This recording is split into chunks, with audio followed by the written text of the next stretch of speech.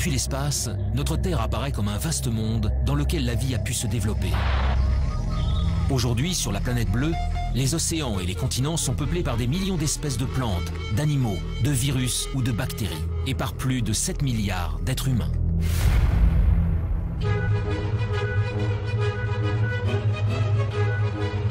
Mais dans l'immensité de l'univers, notre Terre n'est rien d'autre qu'un minuscule confetti.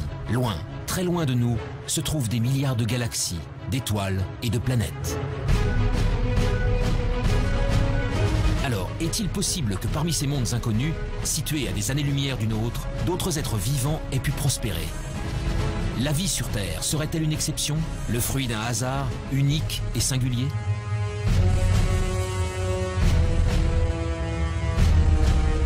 Depuis des décennies, astronomes et biologistes scrutent le ciel à la recherche du moindre signe de vie extraterrestre. Ils pointent leurs télescopes vers les confins de l'espace pour détecter des planètes sœurs de la Terre où des formes de vie auraient pu se développer.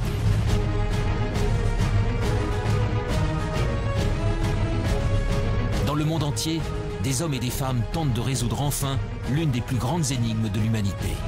Sommes-nous seuls dans l'univers ?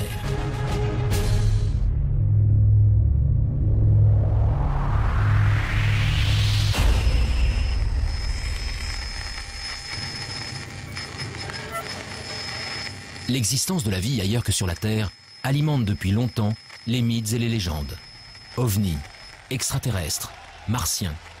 Les auteurs de science-fiction ou les témoins d'événements anormaux véhiculent cette idée qu'un jour, une rencontre avec des êtres venus d'une autre planète est possible. Pour découvrir si cette idée relève du fantasme ou de la réalité, c'est l'univers tout entier qu'il faudrait parvenir à explorer. Mais les énigmes qui l'entourent sont nombreuses. Créé lors du Big Bang il y a environ 13,5 milliards d'années, il est tellement vaste que nous n'en connaissons même pas les dimensions. À l'intérieur se trouveraient des centaines de milliards de galaxies, et dans ces galaxies, des centaines de milliards d'étoiles. Notre Soleil et les 8 planètes qui gravitent autour ne sont donc que quelques grains de poussière dans le cosmos. Alors, où commencer cette quête de la vie ailleurs? Dans quelle direction regarder? Et que chercher? Il y a 50 ans, un ambitieux programme de recherche a tenté le premier de répondre à ces questions.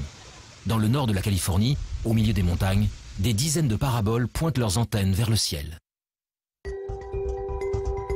Elles sont le cœur du programme SETI, pour Search for Extraterrestrial Intelligence. Depuis 1960, elles captent 7 jours sur 7 et 24 heures sur 24 les ondes radio en provenance de l'espace. L'objectif, détecter un signal venu d'ailleurs, envoyé par une autre civilisation.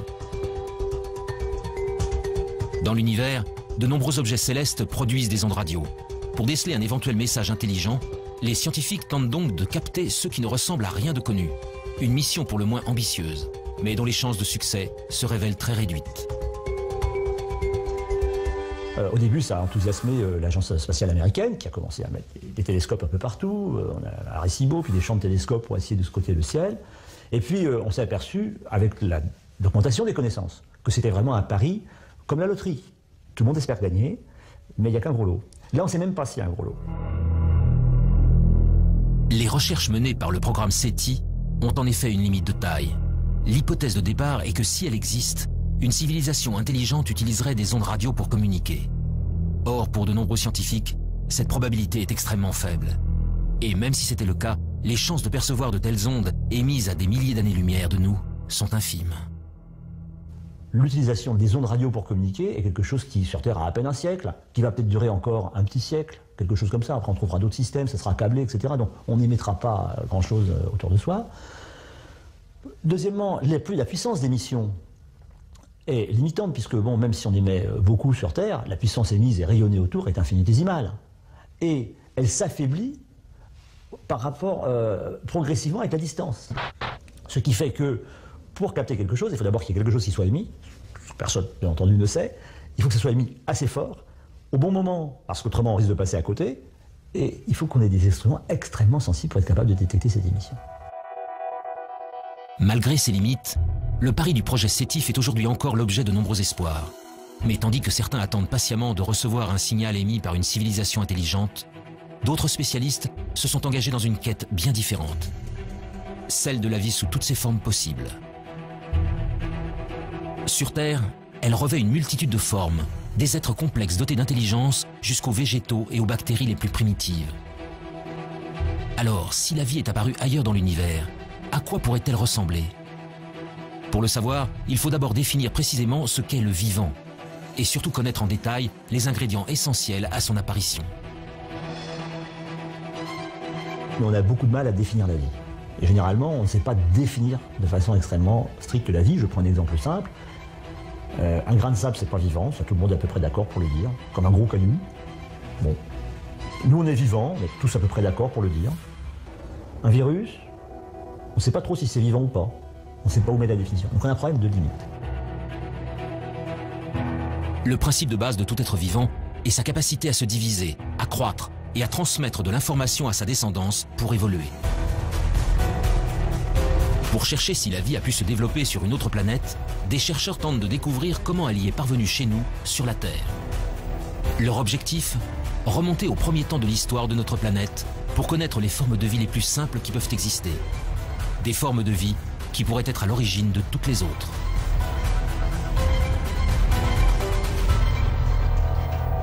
Nous sommes au Centre de biophysique moléculaire d'Orléans. Ici, la géologue Frances Westall et son équipe étudient d'étranges cailloux. Des roches d'origine volcanique, vieilles de plusieurs milliards d'années. Dans les deux roches qu'on a ici, il y a une roche qui vient d'Australie. Elle est vieille de 3,5 milliards d'années et ce sont des cendres volcaniques qui ont été déposées en effet sur une plage. Cette roche-là, qui est très très lourde, vient d'Afrique du Sud. Elle est presque aussi vieille, 3,3 milliards d'années. Cette roche aussi, vous voyez, est laminée. Les laminations vert et noir, ce sont des laminations de sédiments, différents types de sédiments. Le vert, ce sont les sédiments volcaniques, les grains volcaniques, les sables volcaniques. Et le noir, ce sont des concentrations de carbone, souvent liées à des tapis microbiens qui se sont formés à la surface des sédiments. Donc là, on ne voit absolument rien, mais je sais que ces roches sont bourrées de traces de vie. Des traces de vie. En d'autres termes, des micro-organismes primitifs et ancestraux. Voilà donc ce que contiendraient ces roches venues d'un autre âge. Sous l'œil d'un puissant microscope électronique, le tapis de microbes fossilisés se révèle dans ses moindres détails.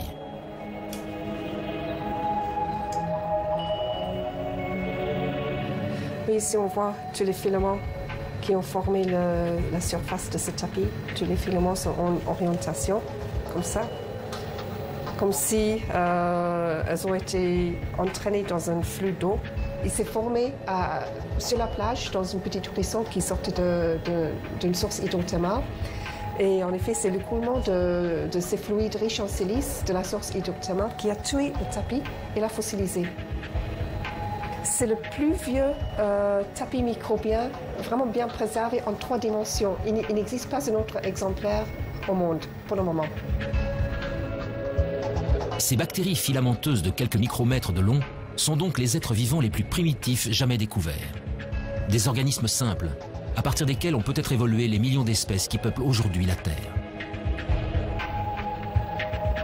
Ailleurs dans l'univers, c'est aussi à ça que pourrait ressembler la vie. Mais pour espérer la découvrir, il faut répondre à une autre question essentielle. Comment ces microbes sont-ils apparus il y a 3,5 milliards d'années? En d'autres termes, comment, sur Terre, sommes-nous passés de matériaux inertes à des êtres animés d'un souffle de vie? On n'a pas les réponses sur Terre. Et je ne suis pas sûr qu'on puisse la trouver un jour sur Terre. Bien sûr, on la cherche. On cherche surtout à dire, est-ce qu'on a des chances de la trouver? Par des expériences de chimie de laboratoire ou par de la géologie en allant plus loin. Mais là, il y a un trou. Et donc ce trou-là, l'apparition de la vie, le passage de l'inerte au vivant, actuellement, on ne sait pas y répondre. Et c'est tout le thème de la recherche de l'exobiologie et de l'origine de la vie. L'instant décisif où la vie a fait son apparition pour la toute première fois restera longtemps encore un mystère. Mais depuis plusieurs décennies, les biologistes ont malgré tout avancé à pas de géant dans leur compréhension de l'émergence du vivant. Tout a commencé en 1953, avec une expérience inédite réalisée par Stanley Miller, un jeune chimiste de l'université de Chicago. Stanley Miller a fait une expérience et il a dit, je vais prendre des ingrédients comme si c'était de l'atmosphère primitive, et puis je vais faire des décharges électriques dedans, je vais voir ce qui se produit.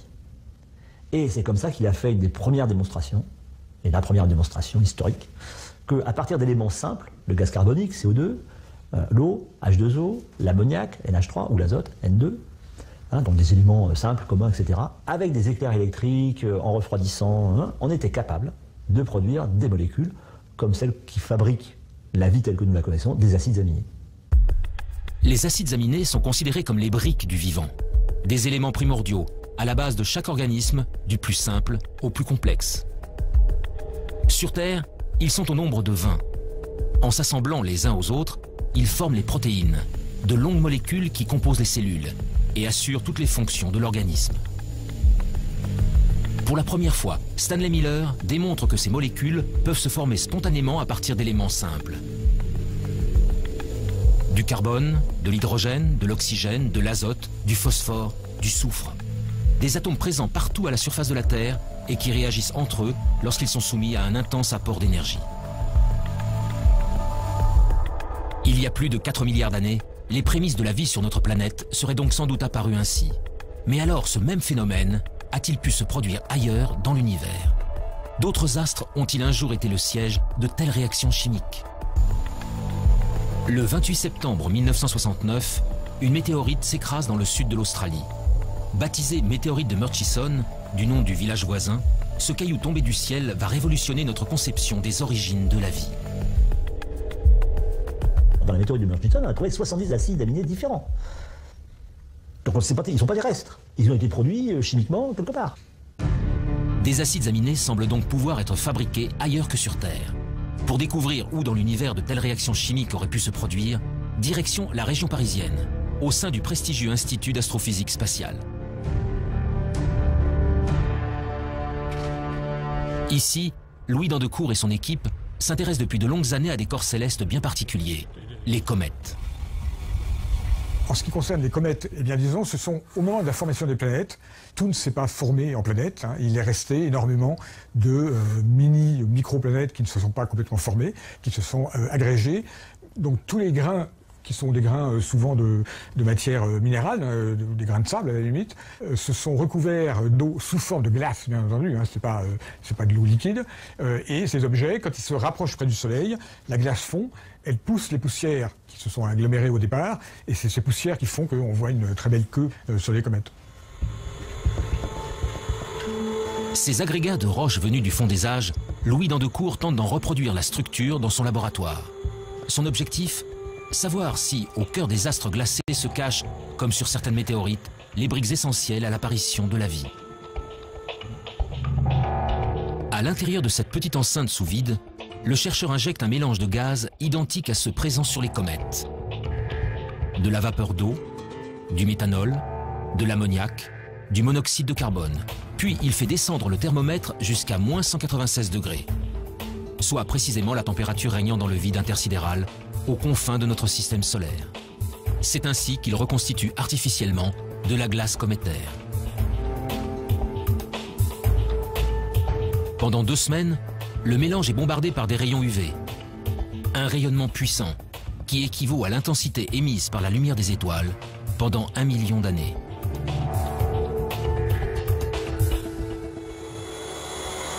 En fait, on est dans la même configuration qu'il y a 2 semaines. On a arrêté la lampe qui produit les photons et on est prêt maintenant à sortir l'échantillon qui se trouve toujours dans le cryostat. Sous l'effet de cet apport d'énergie, les glaces subissent d'intenses transformations chimiques. Après analyse, les échantillons révèlent alors la présence d'acides aminés. On a en fait une sorte d'extension de l'expérience de Miller à des systèmes solaires entiers, si vous voulez, d'une certaine manière. Eh bien, c'est quand même un très gros encouragement parce qu'on pourrait généraliser l'expérience de Miller à d'autres systèmes stellaires qu'on observe, en fait. On fait une expérience de Miller qui est valide à l'échelle cosmique. Les acides aminés, les briques fondamentales du vivant, se formeraient donc spontanément au cœur des comètes. Il y a bien longtemps, c'est peut-être même grâce à ces corps célestes que les premiers d'entre eux sont arrivés sur notre planète. Selon certains spécialistes, la vie sur Terre pourrait ainsi avoir une origine extraterrestre, une origine cométaire. Cette découverte est un grand pas dans la recherche de la vie ailleurs. Car si les comètes ont pu ensemencer la Terre, elles ont peut-être également apporté des acides aminés sur d'autres planètes. Les premiers ingrédients indispensables à la vie pourraient donc se trouver n'importe où dans l'univers. Mais malgré tout, la présence d'acides aminés n'est pas forcément synonyme de vie. Alors les acides aminés sont encore des molécules un peu simples.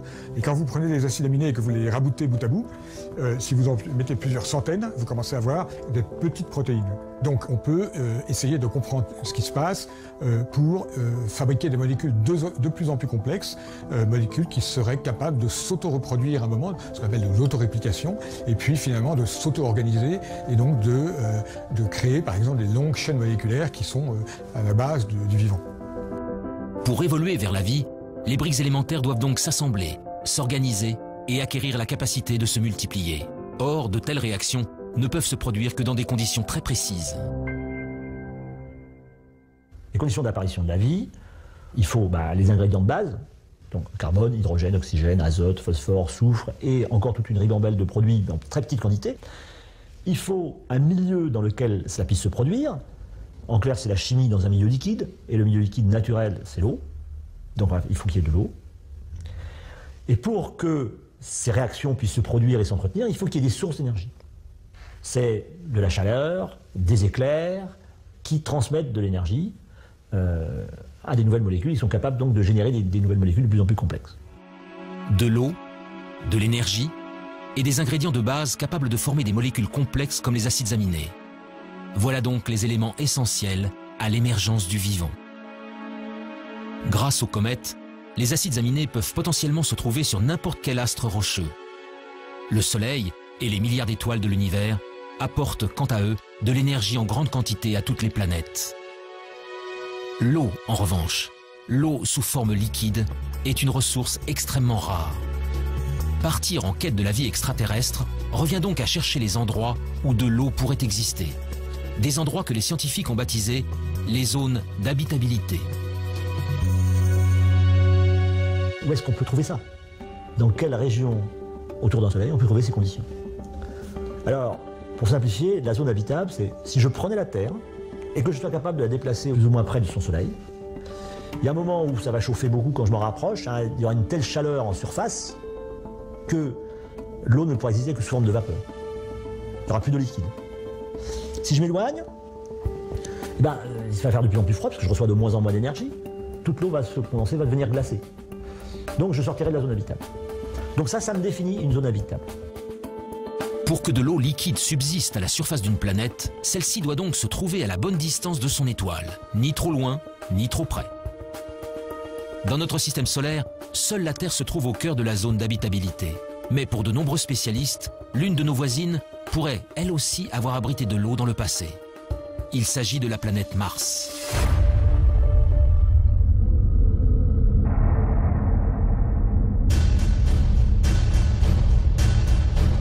Aujourd'hui, Mars est un désert hostile et froid. À sa surface, une atmosphère toxique et un désert rouge battu par des vents violents. Mais en se rapprochant, les traces d'un passé bien différent se révèlent. Des fleuves asséchés, des canyons, des deltas. Autant d'indices démontrant qu'autrefois, l'eau coulait à flot sur la planète rouge. Mars est en réalité à l'extrême limite de la zone habitable de notre Soleil. Il y a plusieurs centaines de millions d'années, elle était ainsi recouverte d'un vaste océan. Alors, cette eau aurait-elle permis à une vie extraterrestre de s'y développer? Et si oui, des organismes vivants ou fossilisés subsistent-ils encore quelque part? Depuis quelques décennies, la planète Mars fait l'objet de toutes les attentions. Américains, Russes, Européens y ont déjà envoyé près de 50 missions pour en percer les mystères. La dernière en date s'appelle Curiosity.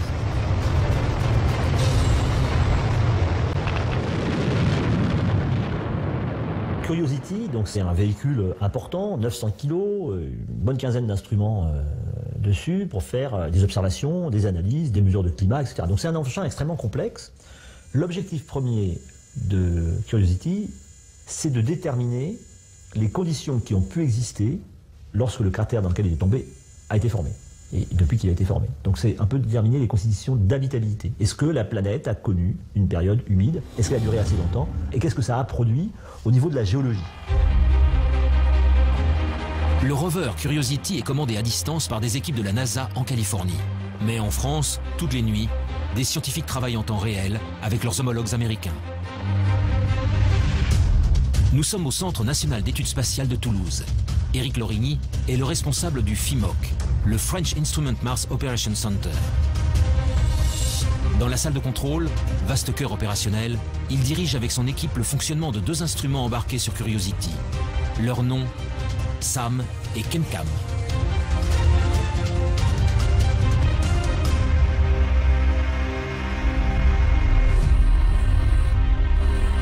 L'instrument ChemCam est un instrument qui envoie un laser sur des roches. Donc il envoie la puissance d'une centrale nucléaire sur 1 cm². Donc ça crée une explosion momentanée, mais très petite, sur la roche. Ça la met en fusion et la lumière émise par cette roche en fusion est analysée ensuite par des spectromètres qui permettent de savoir exactement la nature de la roche. L'instrument SAM, il analyse, donc il récupère des échantillons et il peut analyser soit de l'atmosphère, soit des échantillons solides et après déterminer là très finement la nature exacte de ce qu'il y a à l'intérieur de ces roches ou de cette atmosphère.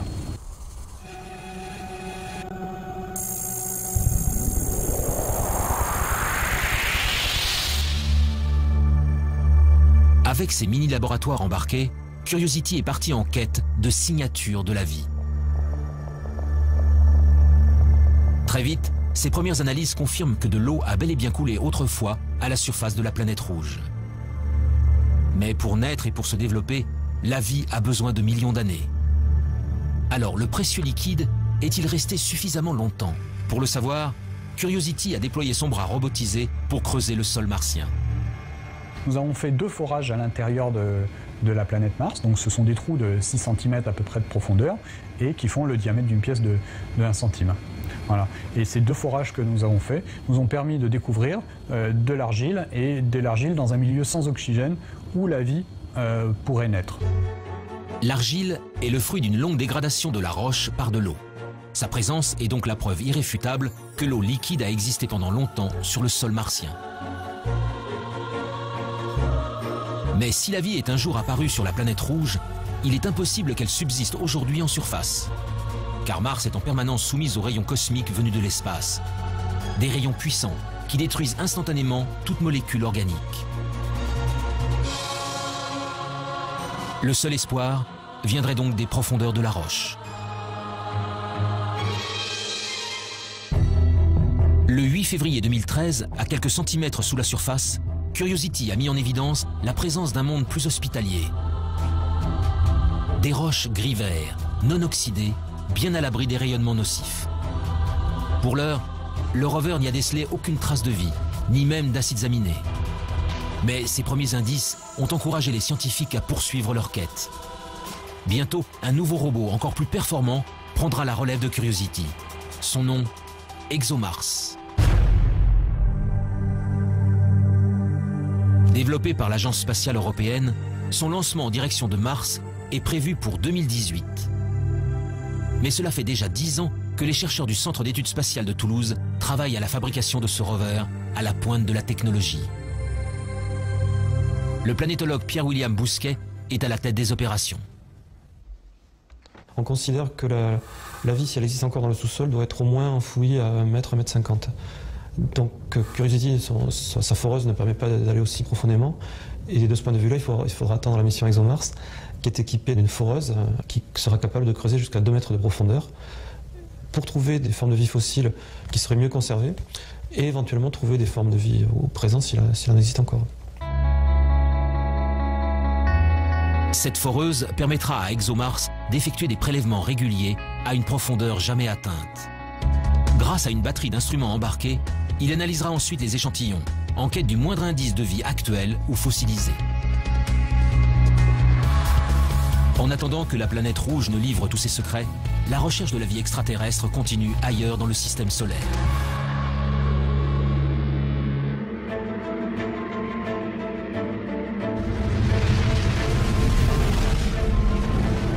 Au-delà de Mars, les planètes rocheuses cèdent la place aux géantes gazeuses.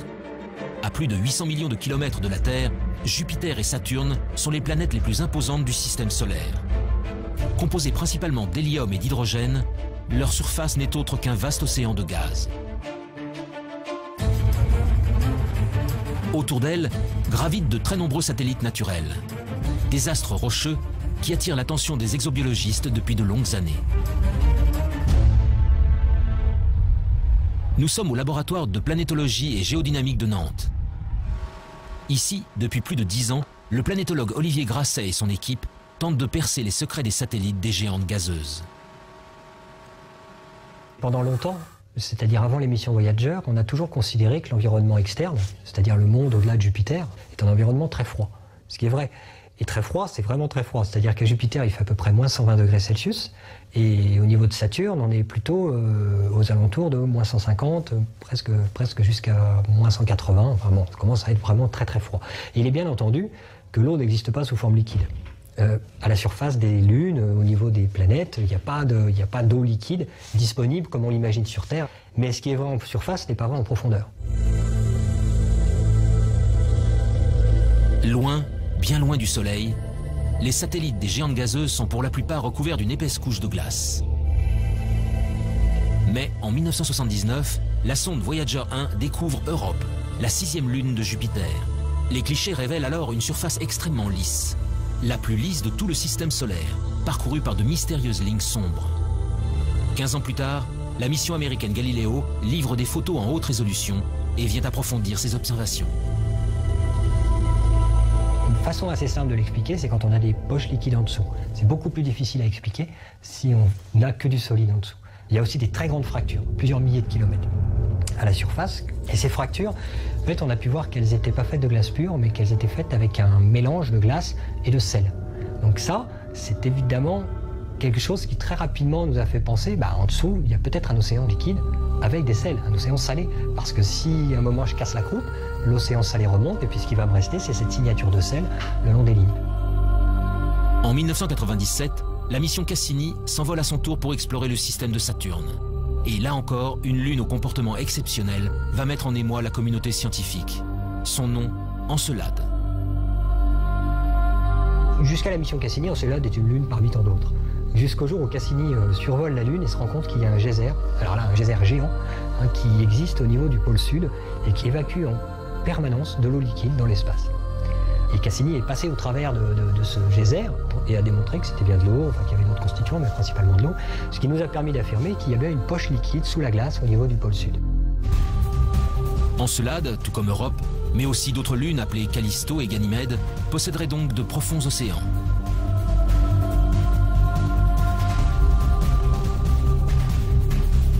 Mais cette eau est enfouie sous des kilomètres de glace dans l'obscurité la plus totale. Dès lors, peut-elle malgré tout héberger des êtres vivants? Sans aucun apport de lumière, la vie est-elle capable de subsister? En parallèle à l'exploration spatiale, on a poursuivi avec des moyens nouveaux l'exploration de la Terre, d'autres disciplines scientifiques. Et ils ont découvert qu'il y avait des organismes, des micro-organismes essentiellement, mais même des organismes supérieurs, qui vivaient dans des conditions tout à fait particulières. Et ils ont appelé ça des extrémophiles. Donc ça voulait dire que la vie aurait pu exister et se développer sur ces corps célestes dans des conditions beaucoup plus larges que les conditions physiques qu'on connaissait au départ sur la Terre. Pour les spécialistes, ces organismes ultra-résistants seraient donc capables de survivre dans les océans enfouis des satellites glacés. Mais pour que de telles formes de vie apparaissent, un autre élément se révèle essentiel. Cette eau liquide doit être en contact avec des roches, de la matière minérale, susceptible d'apporter les molécules de base à la chimie du vivant. Une nouvelle question s'est alors posée aux scientifiques. Ces océans profonds reposent-ils bel et bien sur un fond rocheux? Après de nombreux calculs, la réponse est apparue. Pour Ganymède et Callisto, cela est impossible. En fait, ces lunes sont vraiment très grosses. Et l'hydrosphère, c'est-à-dire la glace plus l'eau liquide, c'est jusqu'à 700 km d'épaisseur avant de trouver les roches. Et donc, en fait, les océans dont on parle, qui sont sous la glace, ne sont pas sous toute la glace. Ils sont juste sous la glace de surface. Mais ils ne sont pas non plus en contact avec les roches. Ils sont perchés. Ils sont en sandwich, en fait, entre de la glace au-dessus et de la glace en dessous. Europe et Encelade, en revanche, sont des astres beaucoup plus petits. Leurs caractéristiques se révèlent ainsi beaucoup plus intéressantes. Quand je m'enfonce, je vais traverser de l'eau sur 100 km à peu près. Puis je vais trouver des roches sur, on ne sait pas exactement, mais 800 km, 900 km. Alors ces 100 km d'eau sont en fait séparés en deux entités. Il y a la croûte de glace, parce qu'il fait extrêmement froid en surface, donc forcément il y a de la glace. Et puis, quelques kilomètres en dessous, ou quelques dizaines de kilomètres en dessous, on va trouver de l'eau liquide. Et cette eau liquide, elle, va être en contact avec les roches. Sur Europe et Encelade, tous les ingrédients semblent réunis pour que la vie puisse se développer. Alors, allons-nous un jour découvrir des êtres vivants dans les entrailles de ces lunes gelées? Des micro-organismes identiques à ceux présents sur Terre, au fin fond des océans?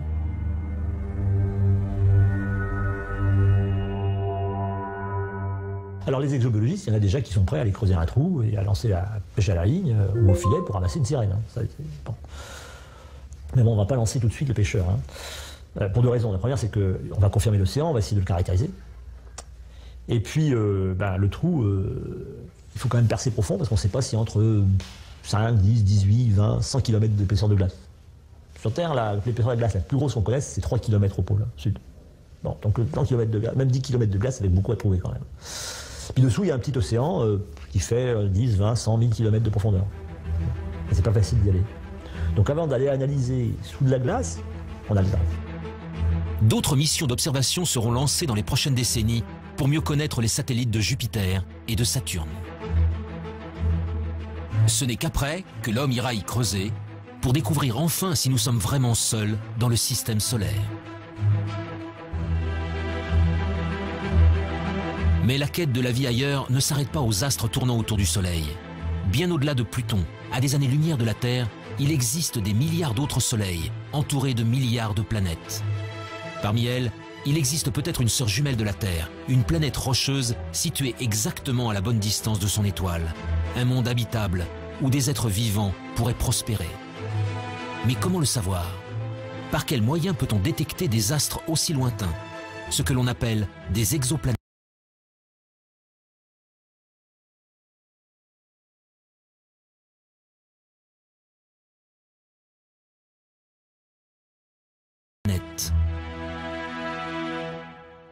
Les exoplanètes, on ne va pas aller les visiter.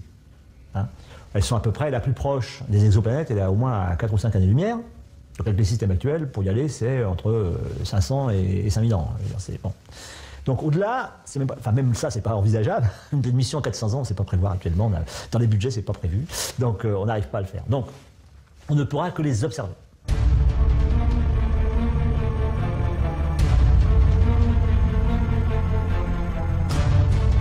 Depuis plus de 10 ans, les astronomes du monde entier pointent donc leurs télescopes vers les confins de la galaxie. La traque des exoplanètes est aujourd'hui l'un des domaines majeurs de l'exobiologie.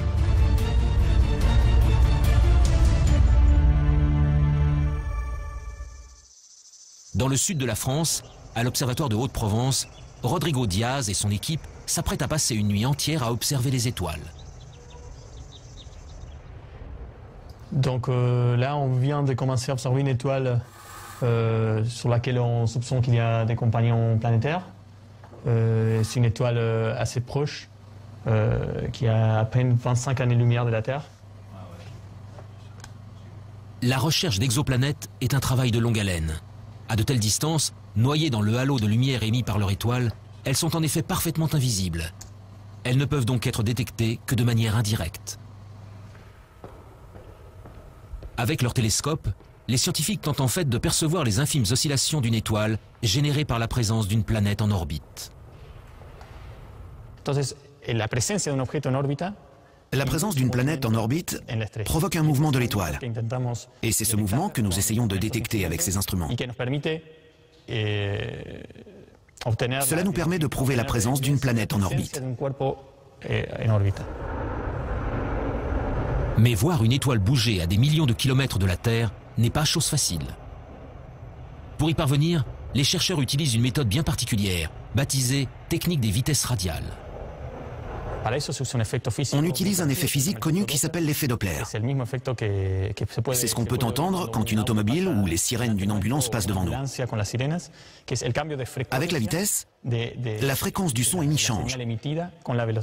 Avec la lumière, il se passe exactement la même chose. Quand une étoile bouge vers nous ou s'éloigne de nous, La lumière qu'elle émet se décale respectivement vers le bleu ou le rouge. Au fil des jours, une étoile entourée d'une exoplanète va donc successivement apparaître bleue, puis rouge, sur les écrans d'ordinateur. En multipliant les mesures sur une longue période, les astronomes peuvent alors calculer la vitesse de rotation et même la masse de la planète détectée. Mais toutes ces informations ne permettent pas de répondre à la question essentielle. L'exoplanète est-elle similaire à la Terre? En d'autres termes, s'agit-il d'une planète rocheuse dont l'orbite se trouve dans la zone d'habitabilité de son étoile?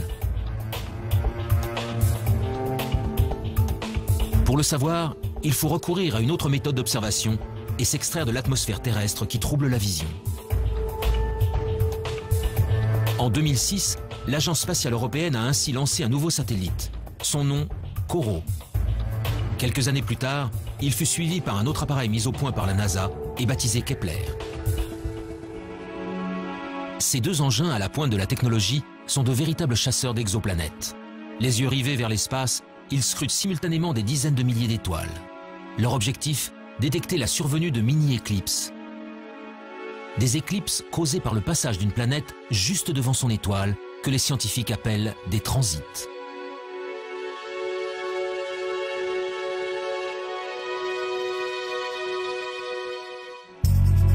En combinant les données obtenues par les satellites à celles recueillies depuis le sol, les scientifiques peuvent alors mieux connaître la nature des planètes détectées.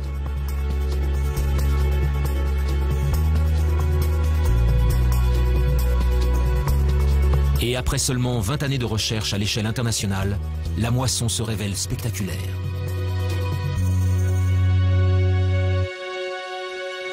Donc actuellement, on a détecté, alors ça change tous les jours, mais on est à 888 planètes extrasolaires. Et puis, je pense que dans les cartons de COROT, il y a encore 400 planètes qui doivent être à peu près déterminées. On soupçonne qu'elles existent, mais elles ne sont pas formellement démontrées. Et pour Kepler, on doit être autour de 1500 planètes dont on attend de pouvoir confirmer, parce qu'il faut différentes méthodes pour confirmer. La plupart sont des planètes gazeuses qui font 3, 4, 5, 10 fois la masse de Jupiter. Jupiter, c'est 300 fois la masse de la Terre. Donc. Par la méthode des transits et par d'autres méthodes, on a réussi à détecter des planètes qui font à peu près 10 fois la masse terrestre.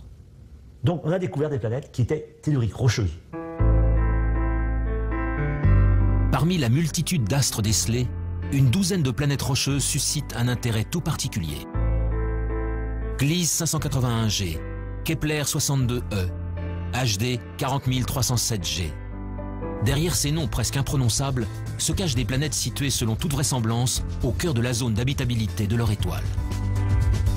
Aux confins de la galaxie, ces cousines de la Terre possèdent donc peut-être une atmosphère, un océan d'eau liquide et tous les ingrédients nécessaires à la vie.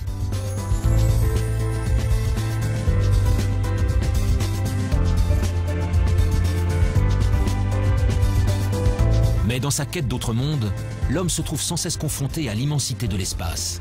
En effet, comment savoir si l'une d'elles héberge effectivement des êtres vivants? Comment détecter une forme de vie à sa surface, à des dizaines d'années-lumière de distance? Ces questions trouveront peut-être un jour des réponses grâce à une nouvelle génération d'instruments.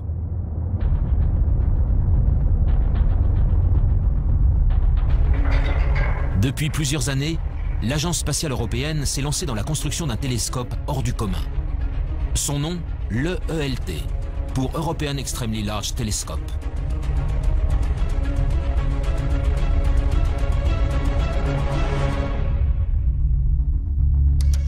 Avec son miroir de 39 mètres de diamètre, il sera 10 fois plus sensible que les télescopes actuels.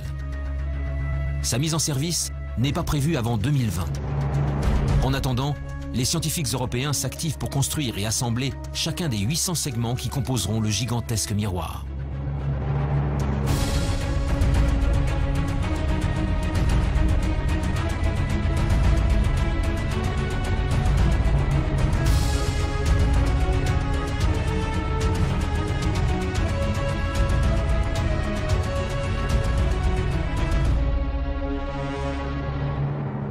À Marseille, Jean-Gabriel Cuby est le responsable scientifique des opérations pour la partie française. Ce que l'on vise avec l'ELT, c'est réellement de faire une image directe de la planète et donc de la séparer de son étoile. Bien évidemment, l'étoile autour de laquelle la planète gravite est des millions ou des milliards de fois plus lumineuse que la planète.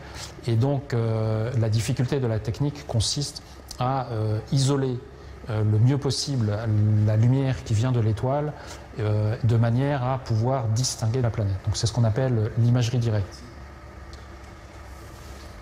La quête ultime est d'arriver un jour à réaliser des images de planètes relativement semblables à la Terre, en tout cas de même taille, et on espère également pouvoir donc caractériser les atmosphères de ces planètes. Dans sa chasse aux planètes sœurs de la Terre, le ELT sera appuyé par un autre projet tout aussi ambitieux, le James Webb Space Telescope, développé par la NASA. Lui ne scrutera pas le ciel depuis le sol, mais depuis les confins du système solaire, à 1,5 million de kilomètres de la Terre.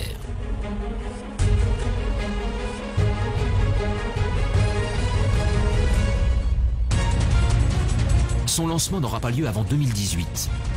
Mais déjà, les spécialistes s'enthousiasment devant le pouvoir offert par ce géant du ciel. C'est notamment le cas de Pierre-Olivier Lagage, responsable du service d'astrophysique du commissariat à l'énergie atomique. Grâce à un grand télescope, on peut aller voir ce qui se passe vraiment tout près d'étoiles dans son proche environnement, notamment regarder leur atmosphère, voir quelle est la composition chimique. On pourra même voir s'il y a des vents dans ces atmosphères d'exoplanètes. Alors évidemment, on commencera par les plus grosses, les géantes, plus faciles à observer, mais aussi on essaiera d'observer les atmosphères de super-Terre, et si jamais on a de la chance, eh bien, on cherchera des signatures biologiques dans ces atmosphères, type ozone, oxygène. Les signatures biologiques sont des gaz ne pouvant être produits que par des êtres vivants. L'ozone et l'oxygène, par exemple, appartiennent à cette catégorie.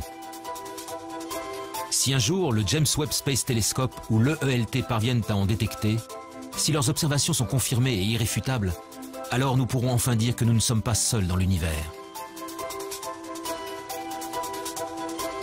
Mon intime conviction est que la vie, il n'y a pas de raison qu'elle n'existe pas ou qu'elle n'ait pas existé ailleurs.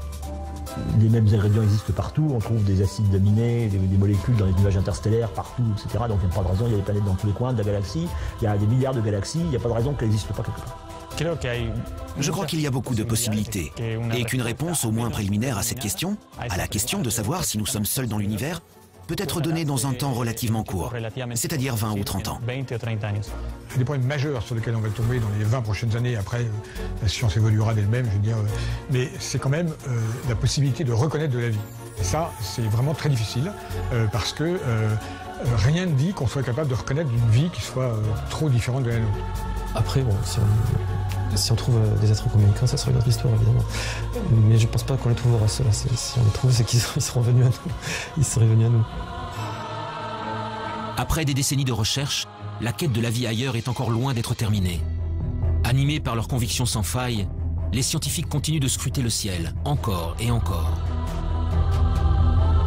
Un jour, quelque part dans l'immensité de l'espace, d'autres êtres vivants seront peut-être enfin découverts. Si cela arrive, la Terre, notre Terre, ne serait alors plus un joyau solitaire, mais une planète parmi d'autres abritant la vie dans l'univers.